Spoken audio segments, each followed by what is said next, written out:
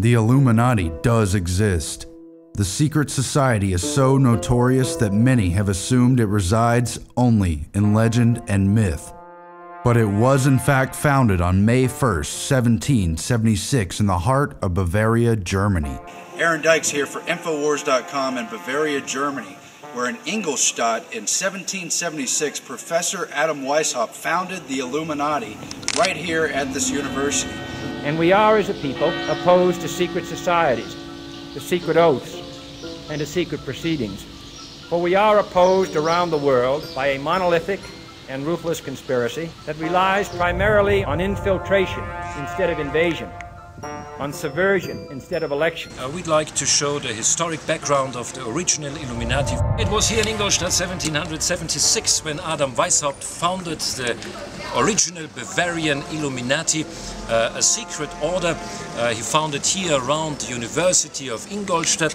And in the beginning it was a pure opposition against the powerful Jesuits. They had a very strong, a very important role here at the Ingolstadt University. Of course, they were trying to keep the power for the church. They were trying to avoid the modern science. They didn't allow the modern science to be taught at the Ingolstadt University. The original documents of the Illuminati are preserved at the State Museum. Oh, look, Aaron. Totenmaske von Johann Adam Weishaupt. It's the death mask. Adam Weishaupt's role in forming the Illuminati inside the city of Ingolstadt in Bavaria, Germany cannot be disputed. We're overlooking a model of the old city of Ingolstadt. Professor Adam Weishaupt wanted to use his secret society to overthrow existing religions and all existing governments, especially monarchies. Instead, he wanted the learned men of universities, using the pagan values of the old system passed down from societies like Egypt and Babylon, to rule the world instead of the oppressive religious regimes and the oppressive monarchies that were in existence in Europe at the time. It was not through armies and force and numbers that Adam Weishaupt hoped to take over the existing governments and change them. Instead, he used his Illuminati secret society to infiltrate the existing structures of government and take them over from within. His attempt to create a new world order by deception and overthrow all existing governments and religions. Behind the scenes, powerful people like Mayor Amschel Rothschild were involved in founding the Bavarian Illuminati, while important titled and lettered men composed its membership. It claimed to work in secret only because it couldn't work out in the open. The Bavarian Illuminati used Freemasonry and other competing secret society lodges as an engine to conceal its inner membership and project its agenda into already powerful circles. Degrees of the Illuminati structure were adopted into many Masonic traditions, creating an effective venue for recruitment and control. Weishaupt himself took over key lodges in neighboring Munich and other parts of Bavaria, making the Lodge St. Theodore the de facto headquarters of the Illuminati. From that point, membership swelled and the group's allies spread across Europe.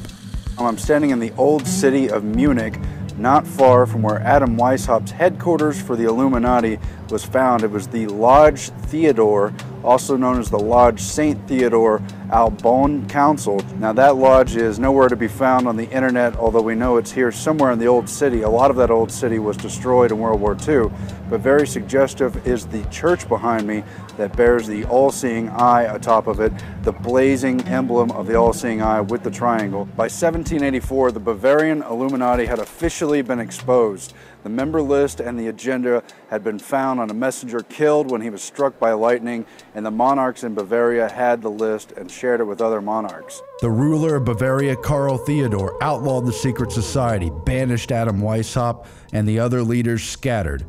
Weishaupt himself avoided persecution under the protection to the end of his life by fellow Illuminist Duke Ernst of Saxe-Coburg-Gotha. Second in command to the Illuminati, Adolf Freiherr von Carnegie ostensibly disbanded the group known internally as those whose name had been cursed by posterity. The Illuminati was officially over in 1785, and Carnegie stepped down from his position. However, historians have conclusively found that von Carnegie simply revived the Illuminati under the guise of numerous reading societies as Weishaupt had originally instructed. Weishaupt told his initiates, quote, "Conceal the very fact of our existence from the profane. If they discover us, conceal our real objective by profession of benevolence. If our real objective is perceived, pretend to disband and relinquish the whole thing, but assume another name and put forward new agents." This plan was carried out with precision. Top brass of the Illuminati, von Carnegie and Johann Joachim Christoph Bode, re-established the revolutionary organization under the guise of publishing houses that pushed for the printing of controversial Enlightenment literature, while operating behind the scenes via a clandestine inner circle that directed the agenda. These reading societies and publishing houses popped up across Europe and America. The German Union Publishing House operated on the Illuminati's home turf, while the Cercle Social, based in Paris, played a critical role in the French Revolution. Their work in France was to be the beginning of a global revolution to take over the entire world. The original Bavarian Illuminati went underground and faded from existence. But the true legacy of the Illuminati continues. It was the embodiment of a working model for secret government, cleverly concealed within existing institutions and perpetuated by the lure of its secret mysteries and ambitious aims. But those occultic religious trappings were just a mask for the real model of infiltration and domination. The real Illuminati continued in other secret groups working under other names.